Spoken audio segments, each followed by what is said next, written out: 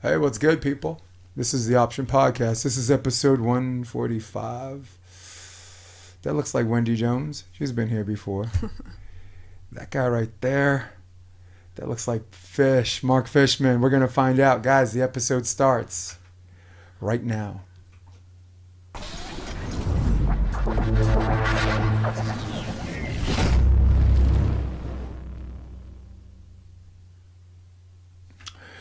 So I don't know whether to start with guess who's back, back again, or I've got to give the people what they want.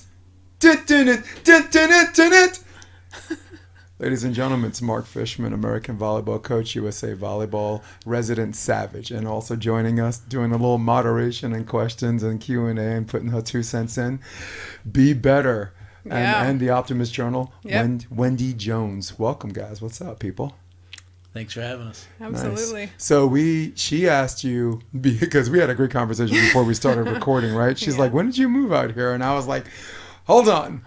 Let's continue. When did you move out here? We moved full-time about a year and a half ago, and we've had a house out here for the last 7 years. Nice. Cool, man. You live in Hermosa Beach, like me? Live in Hermosa Beach, 34th Street. Living the life. So Not so bad. we had another. So I'm gonna bounce back and forth before we have fun with other players. Rutgers, you did some assisting over there, right? Some whatever. Was that around the time Igor was playing or Igor? It was around the same time. Yeah, it was a little bit beforehand. Mm-hmm. I was coaching. I was a setters coach with Bob Bertucci. Yeah. And with John Roberts, who had just left the national team, and we were the 3 coaches when they went to the Final Four that year. That was great. The Rutgers went to the Final Four that year. That's right. Wow, what a great time period. Amari, Velasco, Gauchos, right? Santa Barbara, right? Yeah. Ivan Contreras later on, Penn State. Jeff Nygaard, UCLA. That was a great boom period for college volleyball. Mind you, that was right after, Dane Blanton, right? Kenyon Seaman and them guys. So just name dropping, if you will. Canyon Seaman, who moves back to Hermosa next week. Does he? Yeah. He spent a lot of time in New York, didn't he? Yeah. A little bit, yep. I saw him playing New York Urban with some old friends, which we can definitely talk about later. So you have mentored a lot of the players coming up. We just mentioned some before. So you're currently working with Schwengel and Berkey, who made the main draw all the way from qualifier day 1 and 2, Wendy. Last season. Yeah. And, Chrissy Jones is one of my favorite players. I know you've done some work with Theo. So I'm going to ask you a question coming from left field that I didn't tell you I was going to ask. Who was your one or two of your mentors when you were coming up and just learning the coaching game? When I was first coming up, I would say Bob Bertucci on the indoor side, who had just a storied Hall of Fame career. Yep. And the person that had the biggest impact on me was a gentleman named David Castanon. David Castanon was the head coach at MIT, and he's a multiple-time All-American as a player. Right. And, every once in a while you meet somebody and you go, wow, I'm a lower life form. That guy is just really special. Yeah, he's that guy. At 19, he'd finished his PhD at MIT, and he was on staff as a professor. Oof. And you meet him and you'd never know. But one of the great minds, period, in the United States of his generation. And he loved volleyball, and his ability to analyze volleyball, his mathematical understanding, his way of dealing with people, managing timeouts. It was just such an amazing opportunity to get a world-class education. Yeah. So Bertucci on the indoor scene, of course. Talk about 6 degrees of separation, right? That man, there's an association with everybody. Yeah. Mario Trebich, that's my mentor. So when Bertucci was doing the camps, Mario was doing the camps, and I was a court coach. So got to learn a lot. I was in the head of a genius of when Mario actually has the indulgence to sit down and talk to you. So, and I met him he was coaching the Netherlands. I met him in Barcelona. I was in the Army at the time, and I was playing for a German team as well. So, and he ran into me, and he's like, "You should set." I was an outside hitter. You should set. How tall are you? I'm like, only 6'1". He says, "What's your wingspan?" I'm like 6'8", and I'm left-handed, so set. So great 6 degrees of separations. Who's when do you got You got Luke Turner playing. Thank God Playing we at saved the Stanford, Stanford right? program. Everybody said we wouldn't, but Yeah, we don't did. let that 14-12 record fool Oh, you, people. man. They beat UCLA in Twice. the semifinals. Twice That's last right. She's got a bomb. No one said that would happen either. So Yeah, that's where the optimism comes from. She's the only reason why I brought you up is I'm like, if your son ever wants to play beach, this might be your guy right here. Yeah, So he loves to play beach. I was just saying that. So Yeah. so cool. So Bertucci and tell me the other guy's name because it bears repeating because he's a name that you don't hear a lot. That I know I heard the name, but say it again. David Castanon. David Castanon. Nice. So let's talk a little bit about how you got involved with the AVP. I remember, again, before the podcast started, you were talking about working with Todd a little bit and this and that. So I know, and I think you were bi-coastal, right? You were kind of bouncing back and forth before you made the command decision to permanently move out here. Am I correct? Yeah, I had met Todd Rogers, and we had been talking about doing some work together. So it was right after he and Phil had stopped playing together. So I had the honor, luxury, pleasure of just sitting and spending hours with him, talking about tape, looking at different angles, talking about different strategies, about specific teams so we could actually have more of a game plan. Because when you're playing with Phil, and Todd at that point Todd was never the best hitter in the world. He was the best attacker in the world. It's a very good way of putting that. And his shots, his use of the line, his use of the court, his ability. People forget he was up someplace around 11'5". He was a big jumper. He was big and strong. He could rip cross court. He could hit deceptive angles. But he used the entire court. And when you're playing with Phil, you really don't have to worry as much about what the other team is doing as much as they have to worry about what you're doing well. And after he stopped playing with Phil, who's obviously become the greatest of all time and could do whatever he wanted, the other players he decided to play with, his goal was to develop blockers for the next generation. So you had Ryan, Avatar, right? You had Avatar, you had Theo Brunner, you had Stafford Slick. There's a group of people that he took under his wing that we worked with together, trying to help create the next generation of blocker. And it was fun.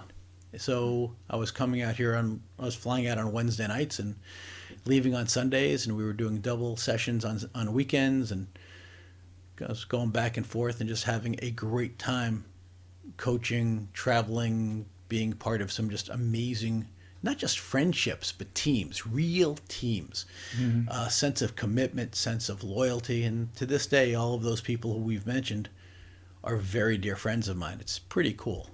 Chrissy Jones goes into that category. What a class act. What an amazing human being. Yeah. Todd was on the show and said the same thing. And we went for an hour and a half, but we talked 15 minutes about just the way she the way she carries herself. It's like this old school black and white actress like Lauren Bacall or like Sophia. She like walks into the room, all the men stand, and she's like, no, it's okay. Kind of like that. So there's a sense of peace, of class. She understands herself. There's a strength, but there's a sense of loyalty. Oh. And just most people don't understand that. And she's not afraid to have a difficult dialogue done constructively. And that's what makes it so different, because there's a lot of the kids in this generation. I don't know, you sound old when you say this generation. Yeah, but they'd rather text you a message than talk to your face. It's the appearance of conversation, not actually having a conversation.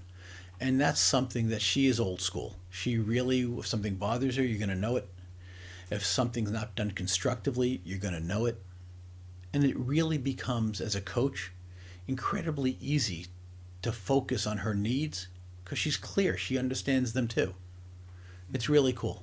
She told me that one of the best things, because she played at Washington for 4 years. And Wendy, you got to jump in and get some questions, because your sole the Cal Poly story. Like I went to Cal Poly, so I'm your sole purpose for being here is to make sure I don't take his answers and make them about myself. All right, I need you. I have a stupid ego, story, but I got she's the one that makes everything right with the world, ladies and gentlemen. That's Wendy Jones. All right. But she said she played 4 years at Washington, and She wasn't trying to disrespect her predecessor before Todd Rogers, but she said she learned more her grad year about volleyball, like from the neck up, from Todd than she did it at almost on an even scale, if not more than she, with Todd Rogers.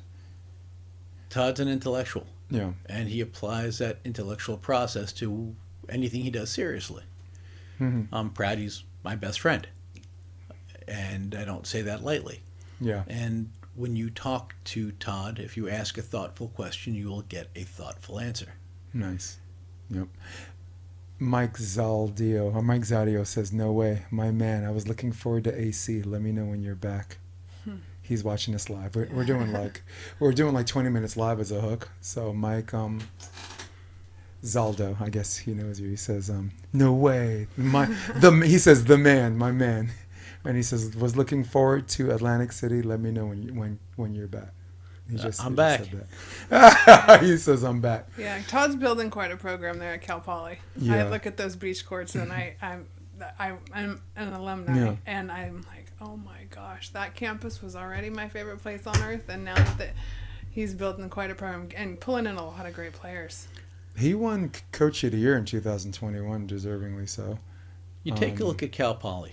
Now look at USC and UCLA. So Stein and Dane have a huge advantage. Right. Yeah. Yeah, they take all of them, their recruits, as well as John Mayers at LMU. Yeah. But the point is, it's an easy place to recruit, and they are very good at using that platform. Both of them. I mean, they both won gold. They're both Olympians. They've done something right. Yeah, I mean, there's only a handful of gold medalists for beach volleyball, right? There's only like 24. So, so Dane, nobody gave it to him. Hats off to Dane.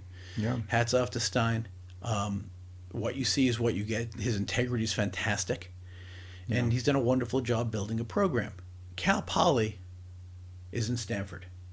It's not UCLA. So Todd literally has to take a look and figure out what are the right matches for him, for those kids. He always puts the kids first. He's not bringing in lots of extra kids who may or may not play. There's a different level of how he has to recruit, and then he's got to take kids who will be evolving over time, because he's not getting that 6'3" kid who's coming into USC.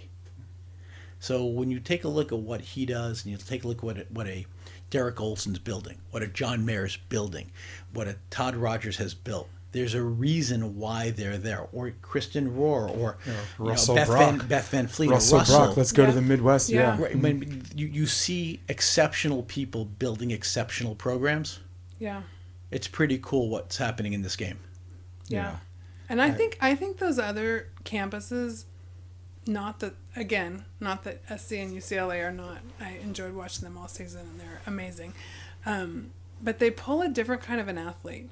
And I think as a coach, I would love to see, I think you get a real hardworking, maybe down-to-earth athlete that is attracted to a school like Cal Poly. And dollar for dollar, best deal out there. As far as education goes. For parents, I'm sorry. You can't get a better education for that. It's a great school. Yeah. It really is a great school with a storied alumni population. And you've got one of the nicest people and arguably the best coach in the country working there. So, your kids are going to come out with an education and prepared to play. Yeah. 100%. Yeah. I'm a prisoner of the moment because I had the pleasure of working with John Mayer for 2 years. So he's always kind of been my guy. So, and it's no surprise that like WCC Coach of the Year is John, like West Coast, a Big West is Todd, right? And no surprise, like Dane and Stein are always in that 2-horse race in the pack as far as Coach of the Year is concerned. I think there's also something to be said at USC that Dane puts this immense amounts of pressure on his players and himself, where if you don't win the whole thing, it's a failed season. It's a different kind of pressure that the people he recruits is willing to accept. So, and that comes into play. Did you see that the AVP final this weekend? There was a lot. Was a lot of that mentality on that. Yeah, court. there definitely was. Dude. That was some. Yeah. Well, we're going to address that in a minute, but since we're still on the subject of college, let's do our first lightning round question. All right. So basically, all three of us are going to take a minute. I know you're supposed to moderate because I want your opinion on this too, on the spillover. So, actually, let's do this. Let's get our score, our clock. We got our clock. There it is. Thumbs up, thumbs down. We have NCAA next year, I think, is going to 16 teams for beach volleyball, but I think it's single elimination instead of double elimination. So, Wendy, Fish, you want to go first on this one? 60 seconds. Your thoughts on why you like it or why you don't like it. The floor, my man, is yours. I love that they've given the credibility and the respect to bring 16 teams in. It's the fastest growing sport in Division I. It's preparing us to continue to be incredibly competitive nationally and internationally. It's just a great thing. So going to 16 teams, overdue, really proud, well done. Going to single elimination, I think is terrible. I think they should be running it the right way, the same way that we've run other tournaments, give teams the ability to come back and have a contenders bracket and a winners bracket and finish the whole thing up. Nice. 25 seconds to spare, my man. Let's reset. Let's pause that. Let's reset that clock for me. All right. So, one, I echo, in fact, if not parrot, the sentiments that you just said in regards to 16 teams. Long overdue. You got to have more teams in there. That's my computer, how I'm catching an attitude because the room's warm. And took 10 seconds of my time. But no, I echo your sentiment in regards to the number of teams. I think you should have more. If there are more teams in the NCAA for beach, there should be more spots for the NCAA playoffs. As far as single elimination or double elimination is concerned, I'm lukewarm on both, though I do know as far as know-how is concerned, right? Anyone that's ever watched an AVP, like a run-of-the-mill event, right? 16 teams in the main draw. It's a 3-day event. Double elimination. It can be done. It has been done. And with the NCAA, they should be able to do that again, right? It's since the NCAA is going to be a 3-day event anyway, right? It's not 2 days. It's Friday, Saturday, and Sunday anyway. Why not just use that and give some of these teams a second chance to come back in and out? Georgia State has shown me something really, really fun, right? Big upset over TCU. And I just heard the horn honk. My time is up. But, yeah, I guess this might be a debate on agreeing. Yeah. Wendy, let's add your sentiment to this, please. You can give my sentiments, but I'm not going to disagree with you too much. I love volleyball. I love the growth in women's beach volleyball. And yes, absolutely 16 teams. I'm a huge fan of the contenders bracket, so I love double elimination, not single. I think you got tired girls, you got girls traveling in, you don't know what their schedules are, maybe something happens and they need another chance. I'm always rooting for the underdog, so I like the contenders bracket and the ability to bounce back. Yeah. And Wendy only needed 20 seconds for that, so we are getting rid of our clock. Yeah, and Wendy, by the way, she has a daughter at TCU, so that too. So she's playing, yeah, and she's one of those power moms. That was a heartbreaker last year. Yeah, but I don't think a whole season doesn't get summed up on one weekend. But man, that was a tough weekend. No, yeah. You saw Georgia State when you were like, someone checked the forecast and hell, it just froze over. Yeah. You know, if you think about Micah Ma and the Van Winden family, and all these. They're all related. There's just like 400 great volleyball players that are part of this family. Wendy is the Kevin Bacon. Exactly. She's the 6 degrees of separation. Well, one of the other comparisons I thought was a bad comparison was like, men's NCAA volleyball only has 7 teams, 6 in a play-in. But my defense is those are 3 out of 5 sets, and those are a little bit different. Those are matches that last a longer time. So I do understand the rationalization of them not having double elimination for men's volleyball. But you finish what I'm going to say. I think I know what you're going to say. No, go ahead. No, why not have more teams? Why not have more than 7 teams? So I'm on the board of something called First Point Volleyball. Oh, love that. Organization shit! Did you hear that, people? Yeah. So it's been started. John Spra has been leading it as a gentleman named Maranjaya, who, when he's not working at Ford, was a All-American out of Princeton and played internationally. Just a fantastic player. There's all sorts of really legends of the game that are on this board, and people who are very successful in the world of business as well. So the whole goal of First Point Volleyball is to reestablish men's volleyball in the Division I program settings. We've now got all the historically black colleges and universities are now involved. We've got a bunch of schools in the Northeast getting involved. So there's a lot of schools coming on board with the Division One aspect to be able to grow and help keep men's volleyball competitive. We also need that food chain so that we can bring it into beach and we can continue to grow the United States as an Olympic sport and hopefully one day develop enough talent that we have enough critical mass that we can actually develop a pro league in the United States, which I still think is years away. Yeah.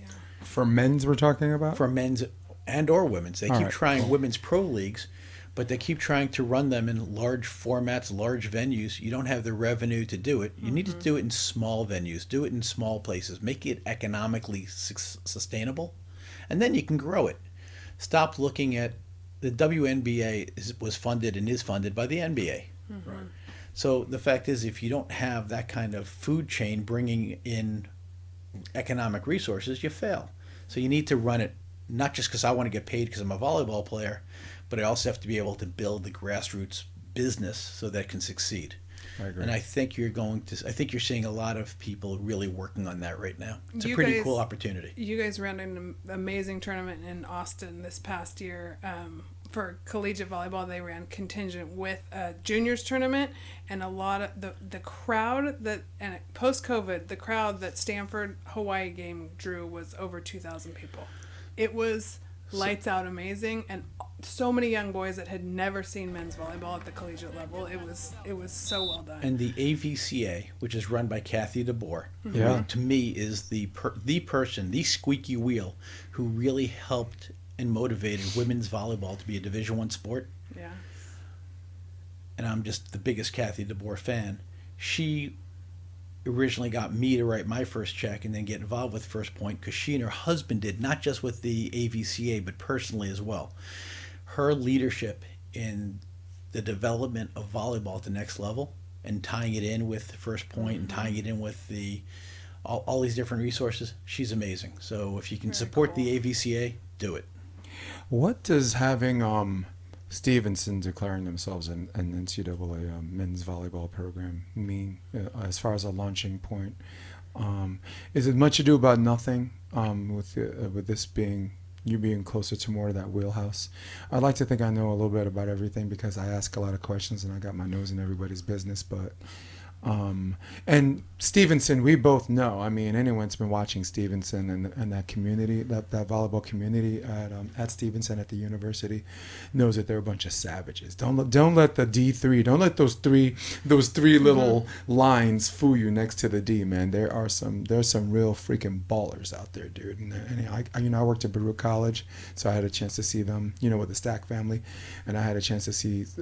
Not just their team, but like the community and like the people around that place. So, what does it mean? What the hell is it? What the hell does it even mean? That I still want to go back school? to Justin and his wife and all this great work they did back in that community.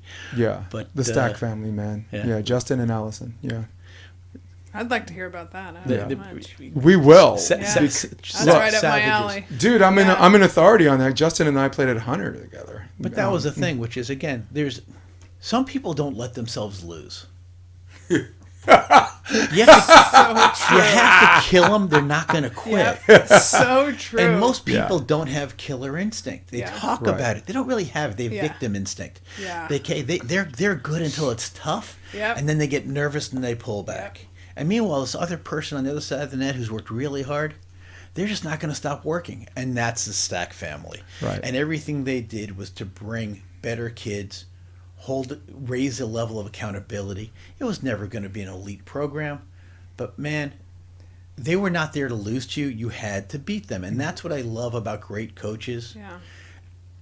Great programs start with great coaches. Amen. Yeah. Build culture, and then your athletes take all that stuff they learn there and they take it out into life. Todd Rogers, Kristen Rohr, Yeah. Derek Olson, what he's building now, John Mayer, the people we keep talking about. Yep. I mean, Justin Stack is a mensch, though. He's a mensch. He's for anyone that doesn't know what a mensch is. Okay, we're talking all New York here. It is a term that mostly Jewish people use, but it is a good fella. Like the highest regard, the highest respect as a person in his profession and personal life. It's Yiddish for A mensch. somebody who will always do a good deed for somebody else, not because they're going to get paid back, because they find a way to do something The world needs more of back. those. Yeah. Or from the New York, hey, how you doing? Yes. How you doing? Yeah, forget it. Or like 15 ways to say forget about it, right? Forget about it. Yeah. I really loved Donnie Brasco, like Al Pacino. No, was it? Yeah, it was Al Pacino and Johnny Depp. And he's a Fed infiltrating the mob in New York and Florida. And the guys who are listening in, you know, who are on the wire listening to them, I keep hearing these guys say forget about it. And he's like, forget about it can mean like 15 different things. If the girl's got a hot body, oh, forget about it, you know. If this guy's acting like an idiot, forget about it, you know. If someone owes you money, but they're out of your life forever, forget about it. And so there's like talking about the best pizza. Oh, yeah, forget about it. Oh, forget about it. Oh man, forget about it. Keep it simple. Yes, it's one way. It's the New York like simple. interjection, right? Like, look, If you're too dumb to have a real vocabulary, Yeah. forget about it. no, Yeah, but we you know don't. enough Dominicans that use the term coño for like everything. I'm pretty sure that's not a good word. It's not a good word, but they use it as an interjection. Yeah. You know, Well, New yeah. York was one of my favorite volleyball experiences of my life. This guy took me to Central Park last year. Dude. I played 9 games. I walked. My Oura ring said 19 miles that day, and it was Till literally 3 in the morning. Yeah. one of the most fun days of my life, and definitely the most post 40 most fun days of my life. Before you say anything else, tell her the one person you met that's gonna make him smile. Tell him. Who is it? Oh, Ren Osborne. Ren played for me. Yes. I mean, that was the legendary conversation of my summer last year. He is. And we saying, hung out Forget until, about it. Yeah, forget about it. Oh my gosh. Forget about Ren's it. nuts. Ren's nuts. But he, but you someone know, who just says what they mean and mean what they say, I love that. He came in. He was our defensive specialist. He Yeah. passed for us when he was 19. The kid was just such a talent. his forearms, but he's a Can't passing even machine, imagine. dude. But the things that would come out of his mouth, Well, I it believe would be a it. timeout, and he'd start to talk, and people would go, "I'm begging you, shut up." Yes, yeah, yep. Yeah, it was a Ren, in a very rare instance, because Ren, when 10 o'clock comes, you know, we want to hang out at night or whatever. If it's not dancing, like there's a place called a Tunnel, like house music night or whatever. You remember the Tunnel? Remember Palladium? Yeah. Like all of the nights that were house music night, he's there. He's dressed like a queen, turning and twisting, doing his thing. But if you want to hang out at a bar, no, I'm going home. I'm gonna get some Chinese food. So when I visited New York, it was the first time that he stayed out with us till 3 a.m. That at was Keats epic. on like 45th Neither Street. him or on I 45th stay up Street till and 3 Second o'clock in the Ave on morning. Second Avenue, Second Ave and 45th. That was the first time, and I've known Ren since 1994. That was the first time I seen him hang out for other reasons than his own.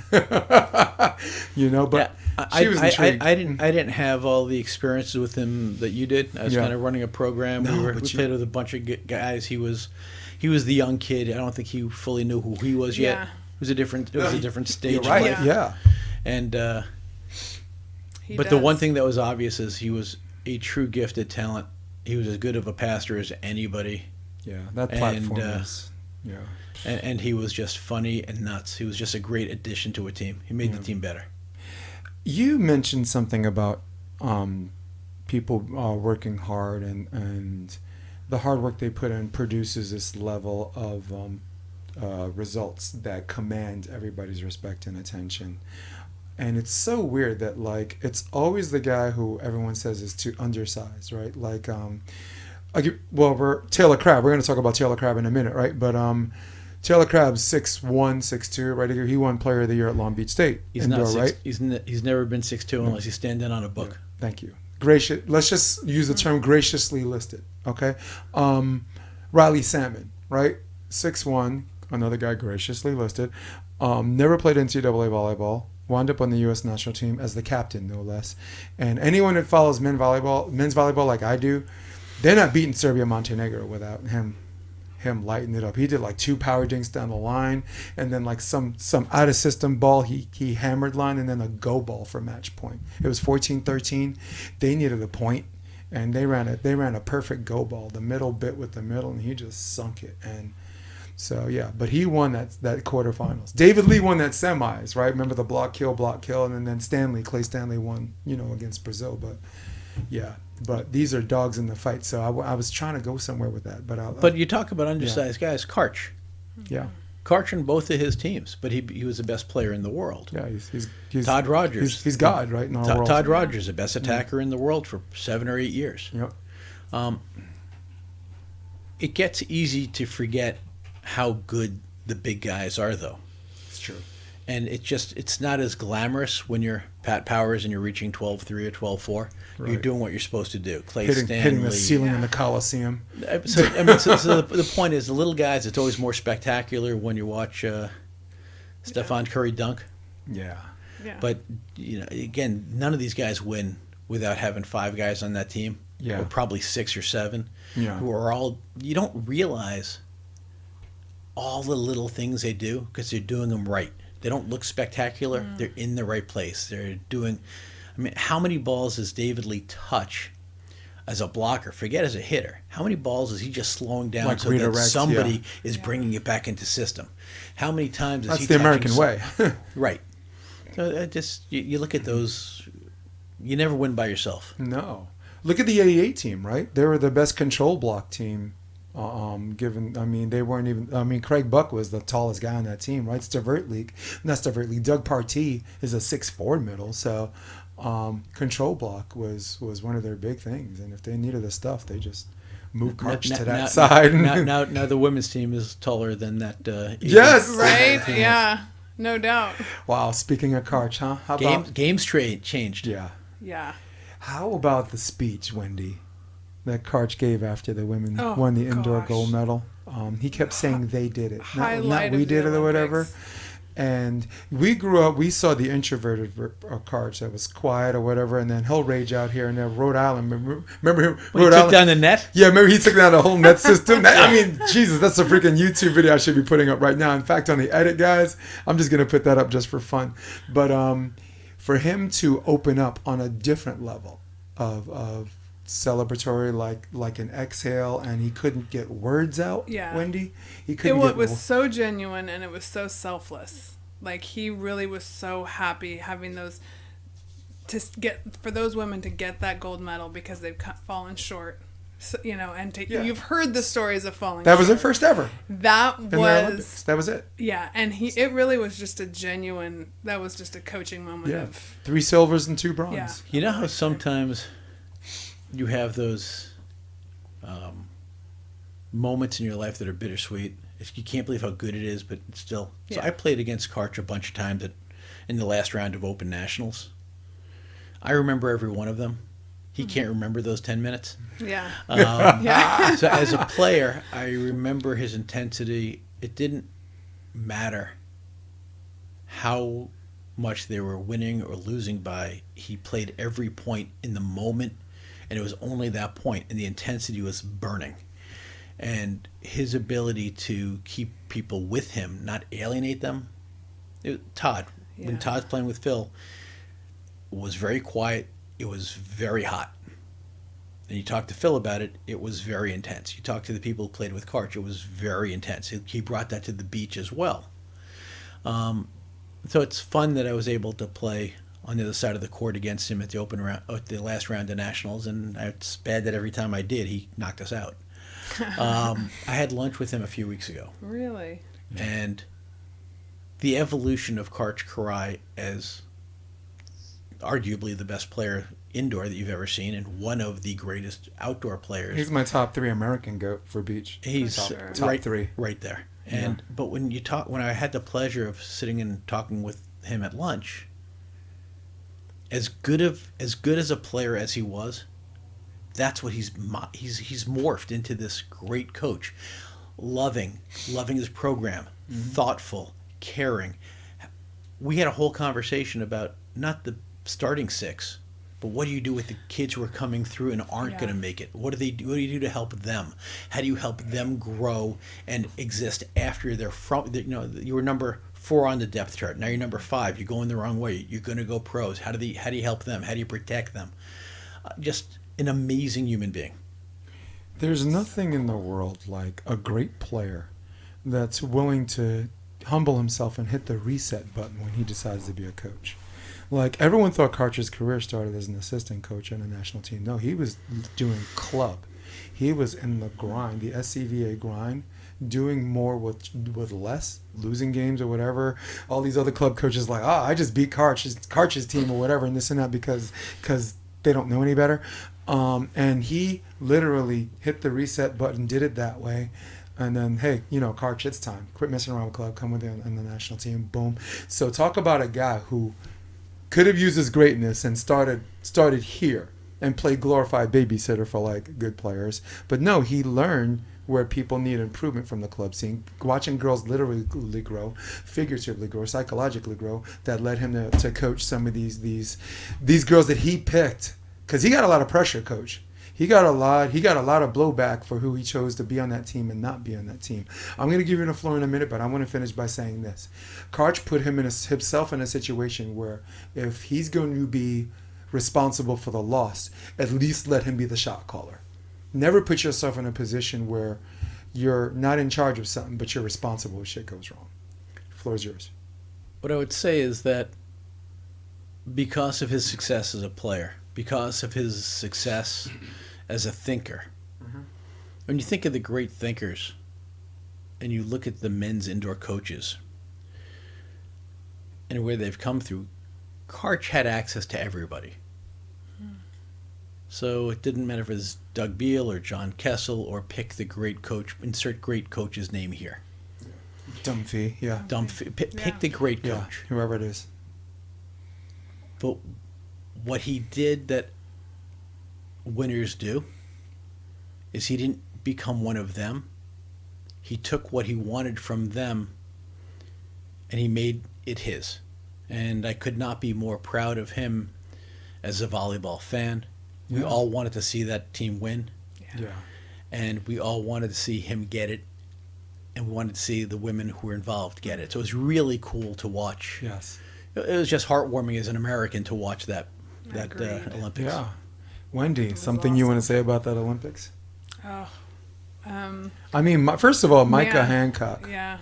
The setter from Penn State. You smiling because you know that's probably one of our favorite people. Yeah. She's someone that everyone looks at as, after all the stuff she's done, they're still looking at this girl as undersized. And after all the work she put in, that one, chips, lefty setter. I mean, her on-two game, her on-two game is gnarly, dude.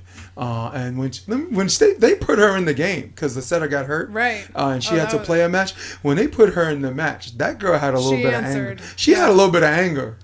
Dude, she had a little bit of anger, and her face said, "I should have fucking been here." But how about every one of the other women on that floor? Yeah. Just let's go. Yeah. You could see them all get behind her. It wasn't like, oh no. It was like, we're going. Right.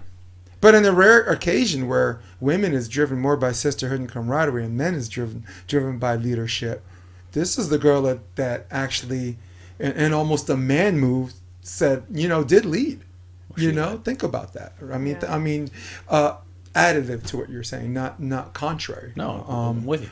Yeah, dude, I really, really loved it. I loved. Congratulations to Karch. Yeah, but Dane Blanton, say the same thing about him. Gold medalist, but then was a long-time assistant for Anya Carrier, learning the ins and outs, learning the politics, and when he became a coach, he was ready. Two-time defending champ.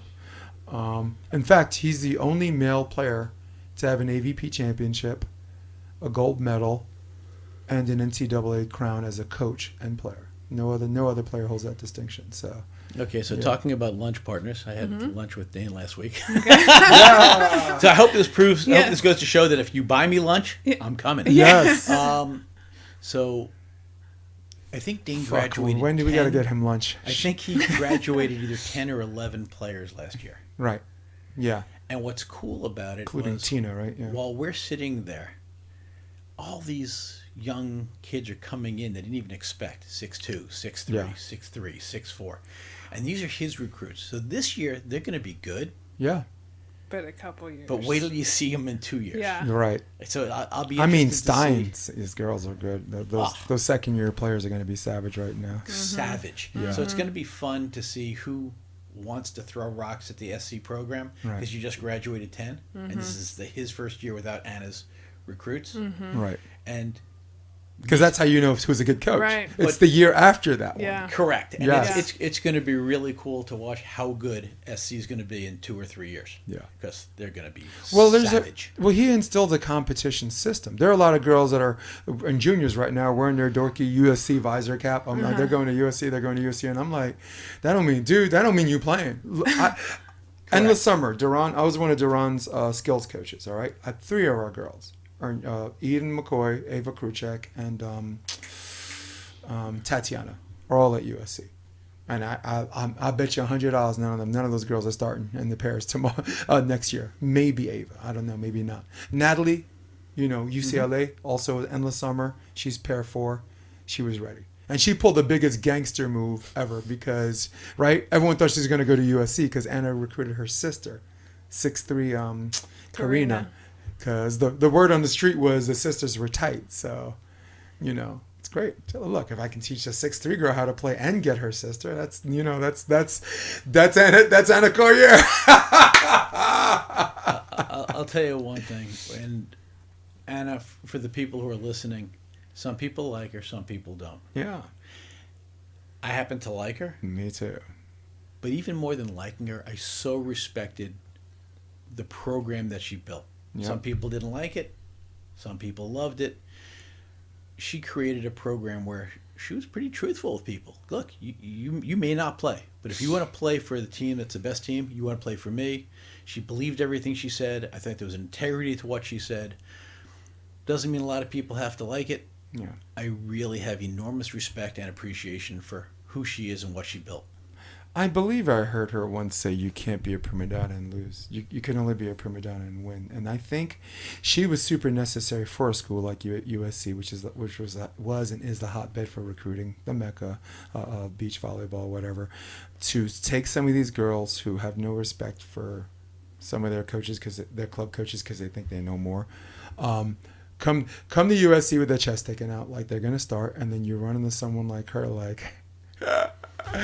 No, you're not. Exactly. You got to earn it. I'm not giving it to you. Some of them need to tear down. Dude, I don't mean to disrespect any of these South Bay girls, but some of them do need the speech. They do need the tear down and build up. They need the speech. It's a different generation. Yeah. And what's funny is the people who play at the elite level. I gotta show Wendy. You're great. the people who run the elite level, who really play at the elite level. One of the constants is they're not pretending. They're living it. And you get this group of people at the next level down, and they're looking to complain about something instead of being optimistic, instead of finding ways to make it better. I'm so blessed right now. I've got this great group of college and just graduated college women who we're working with. And we're now basically running practices 7:30 to about 10:15. Yeah. And it starts off with a lot of skills. It starts off a little bit slow, then it keeps getting faster and faster. But it's not this 2-hour magic ring the bell. Take a look at all the players: Nicole Branna, Misty, Carey. Pick your favorite player. Right. They spent the whole day playing. They were playing old school rules where games went for 40 minutes. Yeah, dude. Yeah. Now I'm out there for 2 hours. Right. The fact is, the rest of the world isn't playing for 2 hours a day. No. They're out there and they're playing for 6 or 7, that's what they do. And Taylor Crabb, one of the things I love about Taylor Crabb, Taylor goes to practice. Then he goes up to 21st Street. Then he'll be playing with a bunch of people who can barely play. Mm-hmm. Yeah. He's always touching a ball. Yeah. And it shows. Yeah. Wow. Yeah. Speaking of Taylor. Taylor. Segue. Where's he at? Segue. Where's my camera? How you doing, man? There's. How you doing, man? What's up, bro? So they had to be separated by 2 of the most muscular people in the AVP. Who are they? I'll name one, right? Glazebrook. Josh and Rich. Yes. Josh, who's on the workout plan by Rich Lamboy. So here's the thing. Let's just. It's good. Do you need a minute for this? It's good to have a little bit of controversy. It's good to get a little heat out there, but yeah, respectfully, John Hyden, lovely human being. Yeah, respectfully, Bug, really good guy, charismatic, funny. Either one of you guys, You beat me up, it's elder abuse. I don't really care about either one of you guys. Rich Lamborn will rip my arms off me and beat me to death with them. You kidding me? I'm so much more worried about Rich Lamborn or Josh than I am about those two guys who, in the heat of the battle, who are such good competitors, who got a little pissed off and did a lot of talking. Like I said, I think they should have been worrying about the two guys breaking them up, not those two guys going at it. Oh, that's a good point. Yeah, dude. I was doing a countdown clock as to the question was it a big deal or no deal? So I'll give you the rest of the clock. Big deal or no deal? I think it's really no deal. I think it's a heat of the moment. It's super competitiveness. It's a little bit of jong. And it's two guys who wanted to win so badly that they weren't going to tolerate any intrusion of bad behavior. I just think it's nothing. All right. Okay. Well, cool, man. I'm gonna pause this clock and go back because you don't need a whole minute to answer something that took less than 30 seconds. Wendy? I mean, this was the first. I kept texting you saying, "What the heck happened?" And but this is the first I've seen of it today. But yeah, compared to a hockey game, like it's just not beach volleyball culture. Right. But compare that to a hockey game, and like that's what we're going for, right? So it adds a little flavor to the beach volleyball game, but it's not. It's here and gone. It's here and gone. Nice. All right. My turn. Rewind the clock for me. But by the way, if you want to hear great jong, Theo and Trevor. Oh, yeah. That's great jong. Dude, Trevor. It's been going on for years. Let me tell you something. I saw game 3, Trevor and Try against Kalinsky and Corey. And in Hermosa? Yeah, game 3. Yeah. And Randy and I are calling this, right? So Randy Stokely and I were doing my live stream, NY Varsity, because the AVP didn't have a live stream, so we called All of Court 3. Me and him just bouncing back and forth. And on the switch off, I think Trevor tried to shake Corey's hand, and Corey pulls his hand back and says, "You dumb son of a bitch." And what's his name? Randy says, "Guys, we can't repeat what he said," or whatever. But the point I was trying to make is, if Corey's cursing at you, you fucked up. If someone as nice as Evan Corey, and you train with him, you don't really hear that kind of language. I will tell you that I so hope that Corey meets his potential. Yeah. This is one of those guys you meet, you like, you root for. He's truly a good guy. He's so physical. He's he's got every tool. Nice. And I hope he really finds the ways to reach his potential, because he really he can be fantastic. So Corey's up next. Let me finish with Taylor. Put this on a whatever, and I'll just use my 1 minute. So Taylor, right?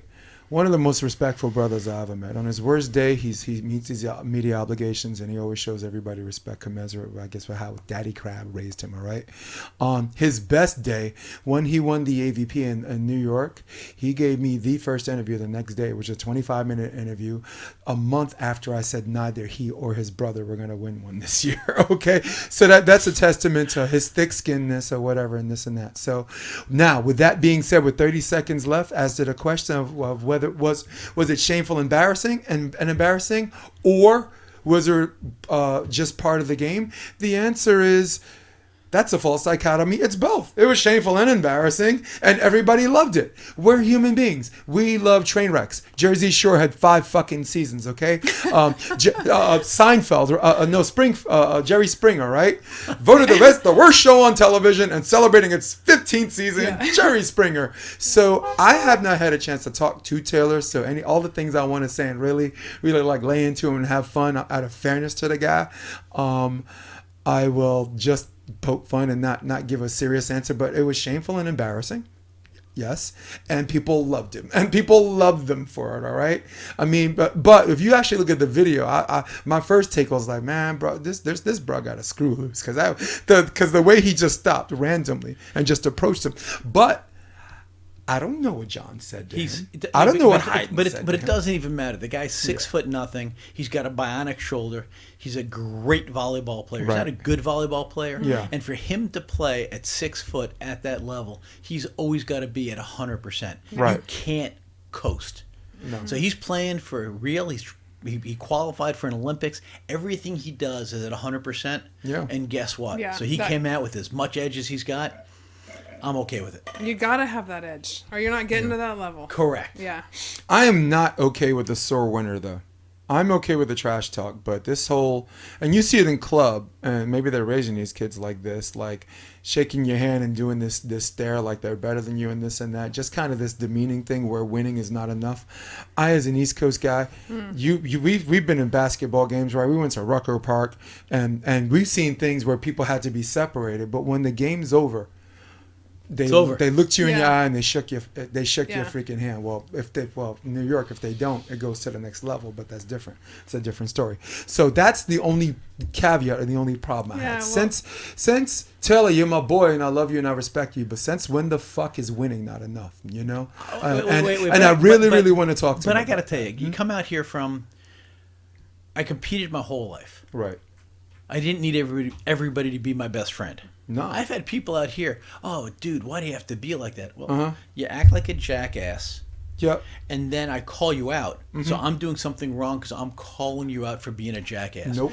This everybody, bro, love, hug. And then they get behind each other's back and they talk trash. I have no time for that. Yeah. Guess what? I don't need to practice with you. I don't need to play with you. You don't have to come to my house. I don't have to But eat lunch with you. But you were talking about pregame and you were talking about during the game. When the game is over, I'm a big believer. You play. Don't be a fucking sore winner. You come like a gentleman. You leave like a gentleman. Right. That's my opinion. Yeah. And sometimes some people don't really accept that. And if they don't accept it, then they don't want to have the repercussions. Yeah. Sometimes you get the repercussions. People I'm okay also, with that. Yeah. And there had to be a shitload of adrenaline pumping. Like, take a look at the given circumstances before the match, right? What was the match before that? What was the match before that? It was Theo and Kane. Dude, there was a 17-4 technical timeout. Right. In the second set. So I know there had to be some heat, you know?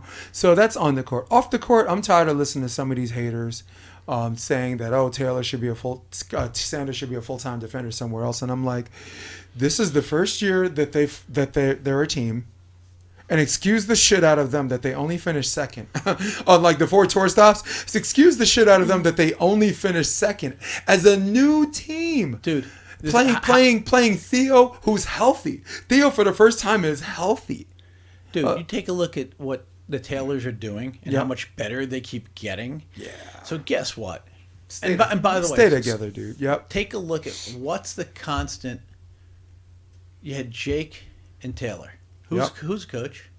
It was Rich, right? Right. Yeah. Who's coach now? Still Rich, right? Right. Loyalty, hard work. Yeah, man. Keeps them together, keeps them balanced, keeps it fun, keeps a great perspective. Who was the first guy between everybody?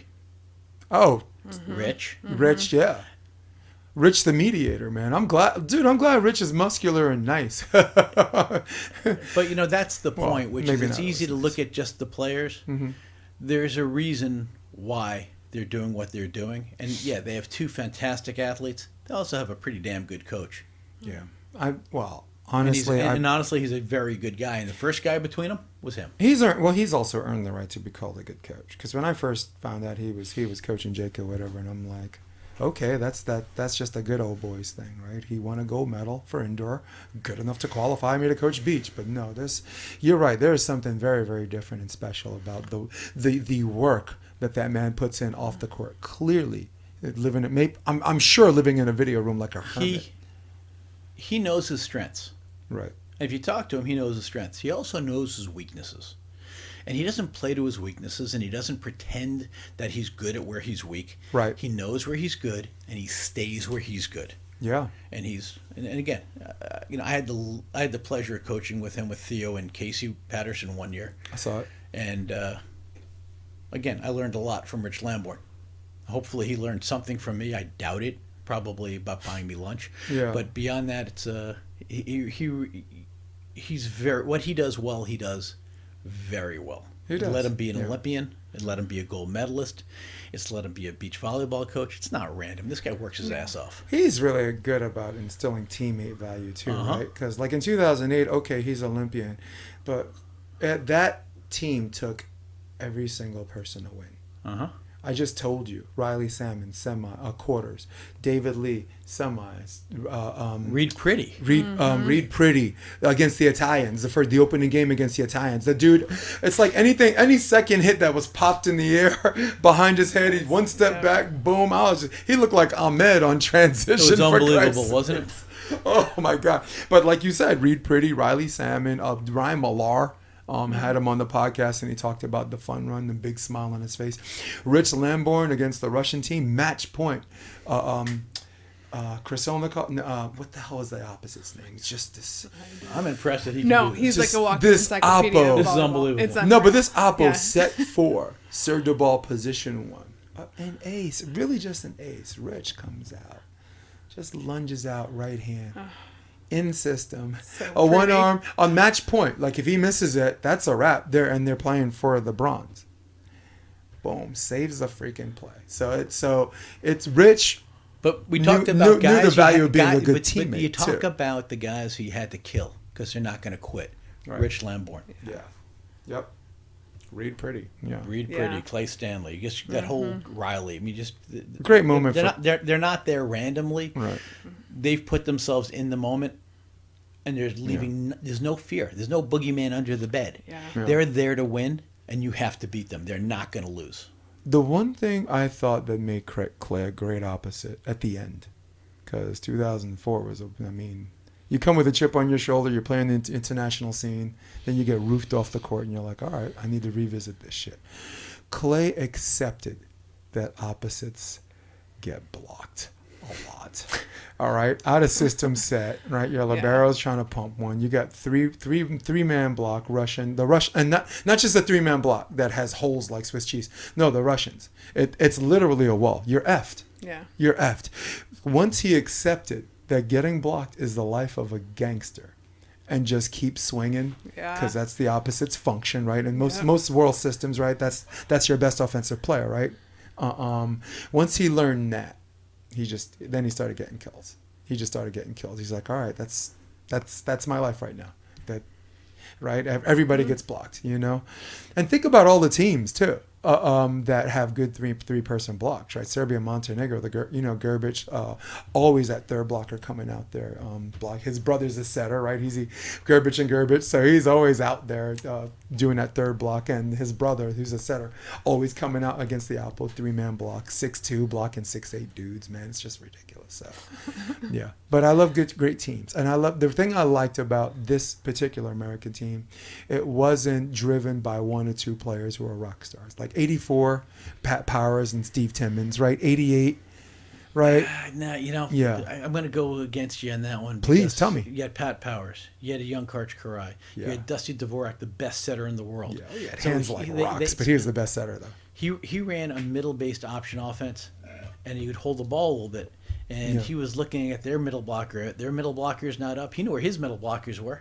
Right. So their middle blocker wasn't up. They were hitting a 0 tempo or half tempo. It was so amazing watching how he had everybody going the wrong directions. No, that was a heck of a team. That What was was a the- heck of a team. What was the first NCAA match you ever watched? I think it was 1946. They played with a stone. The first one, it was the first one I saw was the Rutgers NCAA. Nice. That was The first one Final I went Four, to, yeah. right? Nice. Wendy, what was the first one you saw indoor? It's most likely indoor, right? I mean, we go. Yeah, that's part of my story. I didn't really grow up, and I kind of created my own volleyball obsession. I mean, I'm sure I went to some Fresno State matches with friends. I gotta be honest with you. My first not NCAA match I watched was a final. It was 1990, and it was USC and Long Beach State. USC had Brian Ivey, Becker, Greenbaum, Tom Selleck's kid. And Long Beach State had this goofy foot named Brent Hilliard. Lefty approach hits with his right, did not just, like we said before, take out the trash. Zach Right. Small, Jason Stimpig, good setter, And it was on free 2, Channel 2. It's 1990, free TV, Channel 2. And I'm just like, this is awesome. people do this in college, you know, because New York, right, we're a 3-sport culture. Yeah. Wow, people actually can do this in college. The Yankees, the Mets, and who else? All right, who else is there? Right? You know, no. Well, the Knicks, I already gave up my card. I can't, dude. Like Stephen A. Smith said, I stopped going to Ruth's Steakhouse at Madison Square Garden because he thought the Knicks might contaminate the meat.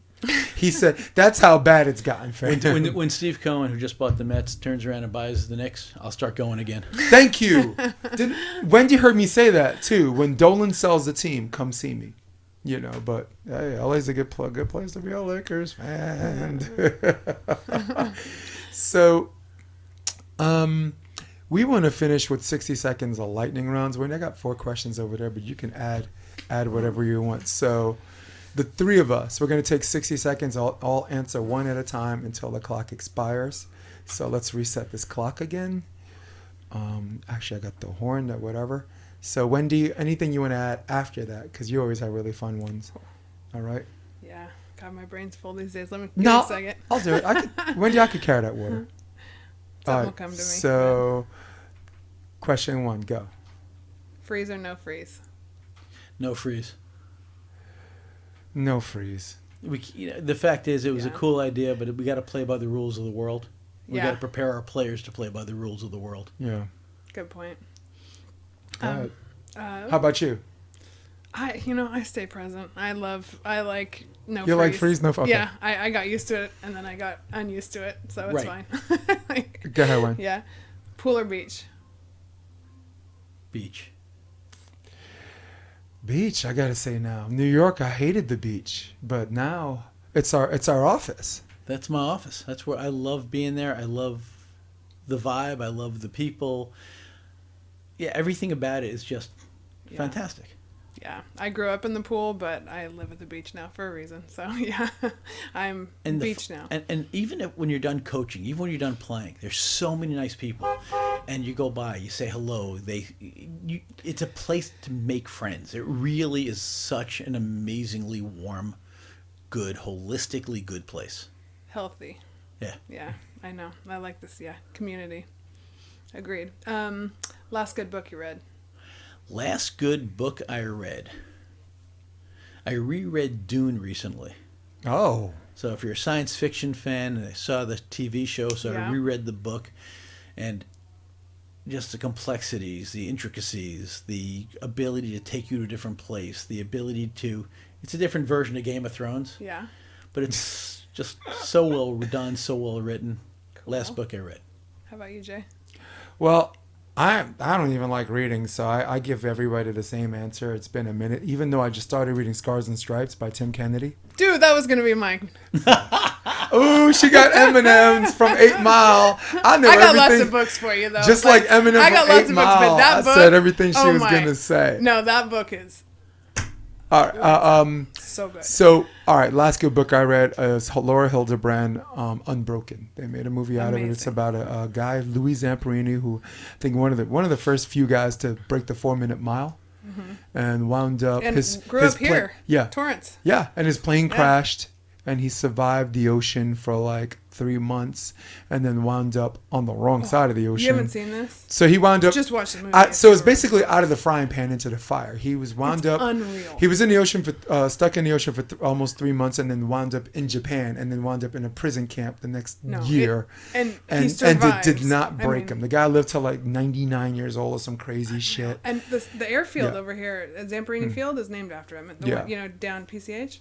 So this guy had no luck but bad luck, and still won. Resilient. So like amazing that's awesome. story. So of course I'll go basic bitch and say the book is better than the movie, but the movie's worth a watch too. Have you ever read Shackleton? No. Okay, another book for you, since for those of you who like these books of survival and conquering, Shackleton. Shackleton, cool. Wendy. Well, besides Scars and Stripes, which I did not know the guy was from San Luis Obispo, and he was going to go through all of my wrestling team buddies from Cal Poly, from Chuck Liddell to all the guys that were training at the pit when I was in college. Yes, I cracked that book and I'm like, John oh my Hackleman, gosh, they were like living the life that they're my contemporaries. So I was loving that. So that book is fantastic. My second favorite, though, has been McConaughey's Green Lights. Super easy read. Green Lights? He's master with his, and listen to it with his voice, but like I read it and then I gave it to my son and was like, just simple life lessons from somebody that actually, he's not a prima, like he's got it figured out. That's kind of cool. Yeah, and he's a creative, so he's got that kind of like, hippie spirit in him, but man, there's some real simple wisdom in that book. So before we talk about McConaughey, Tim Kennedy is a Green Beret. Turned into mixed martial artist. He was in the UFC for a while. He was really razor close to getting a title shot at the UFC. He's at Strikeforce before that and fought for the title against Luke Rockhold. And everybody says, like, away from the cage, like with no rules, is the last guy. You don't want to fight this guy with no rules because I guess his training was more about survival instead of competition. So Scars and Stripes tells a lot of his stories. He's blacklisted by like Al Qaeda, the Taliban. They put in like bounties, like $1 million bounties on this guy's head. He lives in a military gated community right now, and he did a documentary called Finding Hitler. All of the Nazis that escaped Germany to go to you know who Marcus Australia. Luttrell is, right? No, but tell the audience. Lone Survivor. If you've ever seen the movie Lone Survivor. Oh, yeah. Wahlberg. Yeah. So, if you want to do something funny, or not so funny. So, Marcus Luttrell is the lone survivor of his SEAL team. He should have died. He should have by that died. movie? But at the end, he literally gets shot off a hillside and goes down a cliff. He breaks his hip, breaks his shoulder, broke his back. He couldn't feel his legs from the waist down. And when he woke up and he realized that he was still alive, he picked up a rock and all he could think. At SEAL training, they talk about ring the bell, don't ring the bell, because if you ring the bell, you're done. You're warm, You're you're out. comfortable, you're out. It's a voluntary exit. Yeah. thing. Don't Yeah. ring the bell. Right. And a lot of the guys would say, "Gotta go. It's go time. Gotta go. I'm not gonna let myself quit." He picked up a rock with his hand. He's lying. He's basically paralyzed from the waist down, and he drew a line as far as he could reach. And with his hands, he pulled himself across the line. Between passing out from pain and dehydration, he did that for 2 days until he was finally rescued. Yeah. And then he was luckily brought to the Americans, not to the other side. So hospital ship, surgeries, comes back to the U.S. They get him a rescue dog. He's a Texas boy. His brother is also a Navy SEAL. Yeah.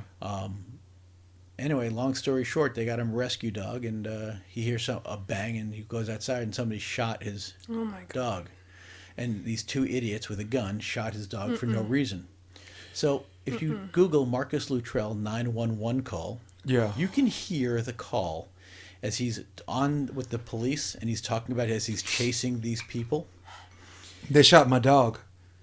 Yeah. How fast are you going, sir? I'm going 100 miles an hour. Sir, we don't want you to get hurt. I'm okay with that. Do you have a weapon with you, sir? Actually, two 9mm Berettas. Yes, we're gonna have a gunfight. And he's talking about it like saying, "Hey, would you pass me that Diet Coke? You want to hear a badass? You want to hear somebody who's trained at that next level?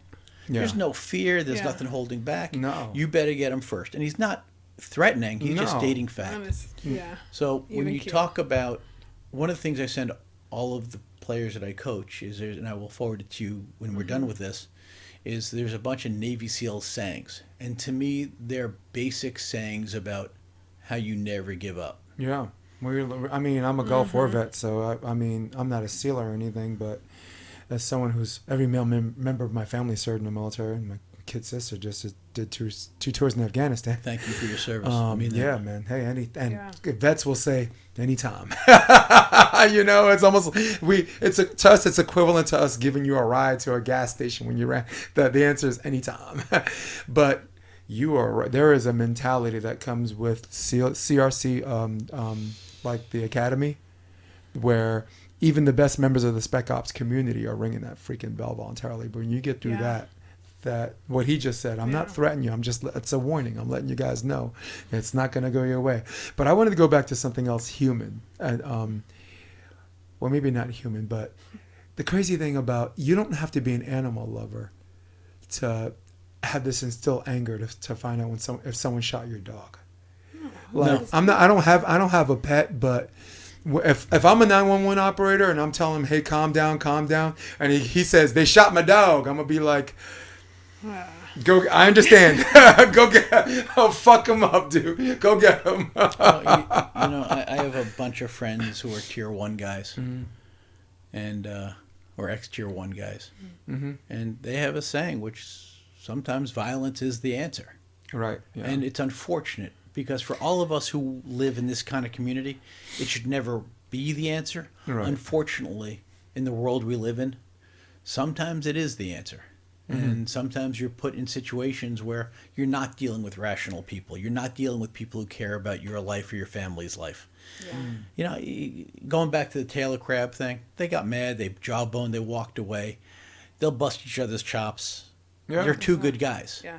Nobody pulled a weapon. Yeah. Nobody tried to do some sort of No. random act of violence. But if they ever met in the MBO, I think whoever does the media, whatever, Josh Glazebrook, do your job. You better believe they're going to show They should if they don't show highlights of a story that shapes that finals to make it interesting, which at the same time it turns me up. At the same time, I'm interested in. That's because you're an animal. Yeah. You are a savage. I am. Hold on a second. Oh! He's a savage. All right. Do you have any more? What's the other question we got over there? what do Lightning we round. Oh, Lord of the Rings or Harry Potter? Oh, what the? Sorry, Lord of the Rings. Big science fiction guy. Love Harry Potter. Yeah. I like the intricacies of Lord of the Rings more than I like the magic of Harry Potter. Yeah. Kyle Friend, we asked him that question. He's like Harry Potter, and I just went, Well, that's Kyle Friend. Yeah. Yeah. Kyle Friend is the sweetest human being on the planet. That makes sense. dude. Kyle Friend's someone I want to go karaokeing with. I think I have a good time. But I'm with you, Lord of the Rings. What a great guy. Yeah. Oh my gosh, what a Great podcast. Great episode. so Yeah. fun. Yeah, that was Such a a good fun guy. one. Yeah. Matt Prosser too, who was his mentor or whatever. I don't like to use the word mensch because that's supposed to be the highest respect. And He's such yeah. But because Yeah. we just said Justin, I can't, but like you said. No, there's good this dude. group of people There's who are some- really Yeah. wonderful people. Kyle Yeah. happens to be one of them. I'm David see- Lee happens to be Which one. one? I'm a Harry Potter girl. You're because Harry I Potter? have 4 kids. When my daughter loved it from the time she was in 2nd grade. We just watched the movies on vacation last week. So Did you ever read The Hobbit? No. I'm buying you the book. Alrighty. Behind the book. All right, so we wanted to wrap up, but before I wrapped up, McConaughey, the other book was Green Lights. No, but the other book was Conservative Early, Liberal Late. Yeah, that's my favorite. I thought quote. that was a really good look for, regardless of what political affiliation. It's just Well, kind of, everyone it's kind takes- of this thing that brings everybody to have this to go Yeah. to go to this place under this place where everyone can meet and talk. Right, Like but mammals. because what he's getting at is not really conservative or liberal in the media sense of the words. He's getting Right. at like how you have values, and then when you have those values, you're able to see shades of gray as you get older and make better choices. If you don't have those values underneath you, then when you hit those shades of gray, everything goes. It makes bananas. complete Yeah. sense, dude. Yeah. And sorry, anything you'd like to finish? Wait. Before we go, anyone that wants to get to know you, know what you're up to, is there a particular website or is there an IG handle, someone that wants to follow you a little bit? And I know you don't like people following you. No. He's like, just like came for a chat, Jay. Oh my God, I should have put you on solo camera for that was one, good. dude. He's like, no. Ref Dave Carson says, tell Fish I said hello from Atlanta. Tell Big Wave Dave I am your biggest fan. Yeah, me too. He came on the podcast and we talked for an hour and 41 minutes. 41 minutes of the hour was about hands. It was a great, brave. Wait. That is something, Dave, you do not know a lot about, but Yeah. we appreciate that you're going to be calling him anyway. Yeah. Yes. No, but I love that. No, because a lot of refs don't want to talk about it. He's the guy. Oh, he's great. He's the guy that came forward. I'll come on the podcast and talk to you about it, and that was enriching. That was. By the way, I have to say this. Please. Having been an advisor to the AVP and on the board for a bunch of years. Yeah. Okay, people don't understand how much stress those refs are under. Yeah. Do they make every call right? No. But they make so many of them right. They're so consistent. They're so good at what they do. Dave, I really am your biggest fan. But it's just a great group of people. And you know something? Think about the work that these guys do, traveling all over the Totally. country, showing up, packing bags. It's hard to be an athlete. It's just as hard to be a ref. I have so much respect for these guys. Yeah. Look, I love to give you the last word, but I can't help myself. It's hard making a call where, like, someone's not going to be happy. The net shook. Someone looked at the net. Everyone's looking at you. You have to call what you see, and the other person just loses their freaking mind. Can I share one quick story? Absolutely. Dude, this is a podcast. So we're in Hermosa Beach, semifinals, and Dave's calling a game. Uh-huh. I walk up behind him. Yeah. And he makes a call, and I yell, "Come on, Blue, what are you looking at?" And half of Rosie's Raiders are there, and they start jumping on with me. Oh, God. Next play, something happens, and I start yelling at Dave again. Rosie's Raiders, they're right there with me. Come on, why didn't you see it? And then finally, there's a play, and he calls somebody for a throw, and I said, "What are you looking at? What is it, game too fast for you? What are you looking at, Blue?" And I can see from behind, his shoulders tense. He turns around, takes a whistle out of his mouth, looks at me, and goes, "Oh, hi, Mark." "Hi, Dave." And all of Rosie's Raiders go, "You know him?" I said, "Yeah, he's a good friend of mine." I'm busting his Let's chops. go home, boys. And he said, this was a rib. So Dave looks at me and goes, "You know when this is done, I'm going to come down here and kick your ass, right?" And I said, "I respect that." Yeah, there it is. So Dave Carson, you really are a great one. That is a story to tell, and shit, that's a hell of a way to lead this podcast. That's a story I'm gonna take with me. That was great. So thank you very much for coming on the show. For everybody else, Mark Fishman might love you, but I don't love you. In fact, I can't stand any of you. So for all of you at home, for all of you on your iPad, for all of you on your desktop or your Droid or your cell phone, or do Droids even exist anymore? So listen, for my lady Wendy Jones, class act. Thank you for joining us. For my man Mark Fishman, right there on the screen, I'm Jason DeBeer. We're gonna hit my music, but for now, we're out. Come check out the Option Podcast on OptionVB.com. It's also available on iTunes and Spotify, and on YouTube under the NY Varsity Sports handle. You're gonna love what you hear.